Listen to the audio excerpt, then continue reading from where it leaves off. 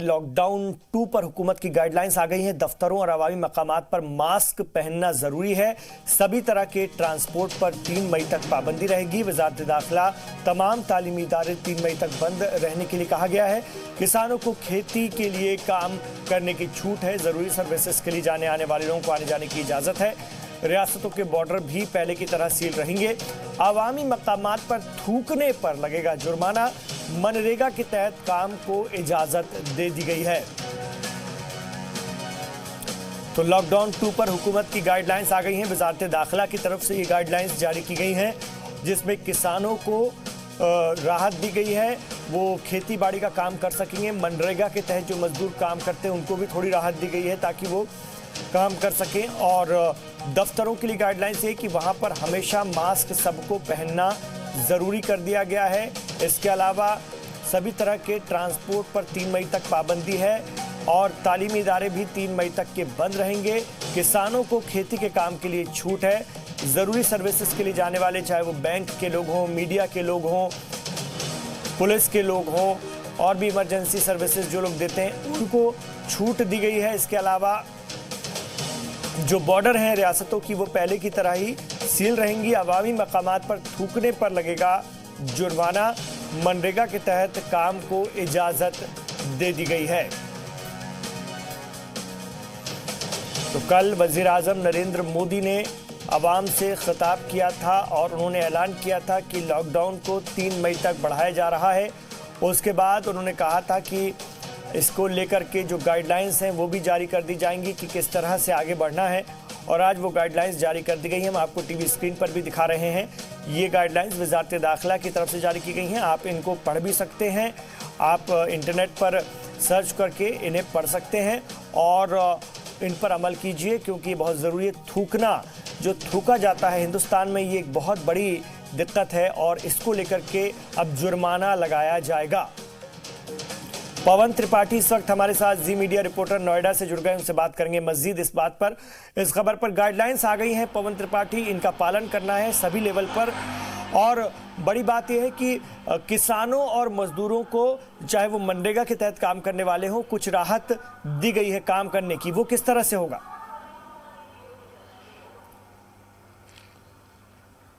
बिल्कुल, देखिए, नई गाइडलाइंस के मुताबिक अगर बात करें तो जो पहले की स्थिति थी वो स्थिति को बिल्कुल वैसे ही बनाए रखना है, लेकिन बहुत सारी ऐसी चीजें हैं जो एसेंशियल सर्विसेज में इंक्लूड की गई हैं। इन सर्विसेज को लेकर छूट को लगातार बरकरार रखा जाएगा। और मैं आपको बता दूं कि जो एमएचए की गाइडलाइंस हैं उनके हिसाब से पब्लिक गैदरिंग पर पूरी तरीके से रोक है, चाहे वो किसी तरीके का धार्मिक आयोजन हो, चाहे किसी तरीके का वो पब्लिक फंक्शन हो। इन तरीकों पर, इन पब्लिक गैदरिंग्स पर पूरी तरीके से मनाही रहेगी। लेकिन सबसे बड़ी बात है कि किसानों के लिए जो इक्विपमेंट्स आ रहे हैं, क्योंकि उनके फसल खड़ी तैयार है, फसलों को काटना है, तो किसानों के लिए कोई भी अगर इक्विपमेंट आ रहा है और उनके लिए काम करने के लिए अगर मजदूर उनके खेतों में पहुंच रहे हैं, तो उन्हें सोशल डिस्टेंसिंग के जरिए बस जागरूक किया जाएगा और काम करने की छूट दी जाएगी।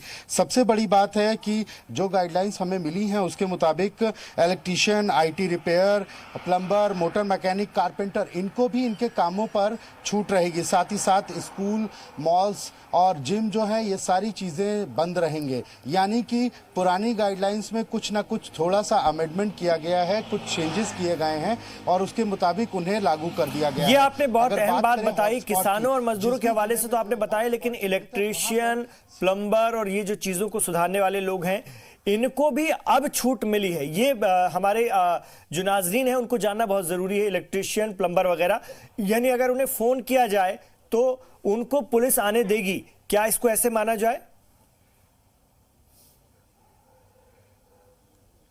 बिल्कुल बिल्कुल, देखिए, इस समय क्या है कि सबसे बड़ी चीज़ है जो इलेक्ट्रीशियन है, मोटर मैकेनिक हैं, प्लम्बर्स हैं। कई जगहों पर एसेंशियल सर्विसेज में जो लोग निकल रहे हैं घरों से, उनकी गाड़ियां भी खराब हो रही हैं और उन्हें दिक्कतों का सामना भी करना पड़ रहा है। और अगर बात करें तो गर्मी का महीना जो है वो शुरू हो चुका है। घरों में जो इलेक्ट्रॉनिक उपकरण है वो कहीं ना कहीं लगातार खराब हो रहे हैं। लोगों ने इसकी कंप्लेन की थी, जिला प्रशासन से गुहार भी लगाई थी। तो इन सारी बातों को देखकर अब electrician, plumber, motor mechanic, carpenter, इन सभी को फिलहाल छूट दी गई है और इन्हें एसेंशियल सर्विसेज का पार्ट बनाया गया है। और ये भी कहा गया है कि जब ये जरूरत पड़ेगी तो आम आदमी के कॉल करने पर ये जा सकते हैं और इन्हें पुलिस द्वारा किसी भी प्रकार ना रोका जाए। इसी के साथ साथ जो पुरानी गाइडलाइंस है उसको ध्यान रखते हुए मॉल, मैं अपने नाजरीन के लिए आपसे एक चीज समझना चाह रहा था, क्योंकि हम लोग बहुत प्रैक्टिकल बात कर रहे हैं। जैसे किसी का कूलर खराब हो गया है और उसमें मोटर और पंखा लगना है नया, क्योंकि वो पूरी तरह खराब हो गया है मोटर और पंखा। अब दुकान तो मोटर और पंखे की नहीं खुल रही है, सुधारने वाला तो मिल जाएगा, इलेक्ट्रिशियन आकर आ जाएगा, लेकिन मोटर और पंखा कहां से लाएगा नया, उसको कैसे देखें?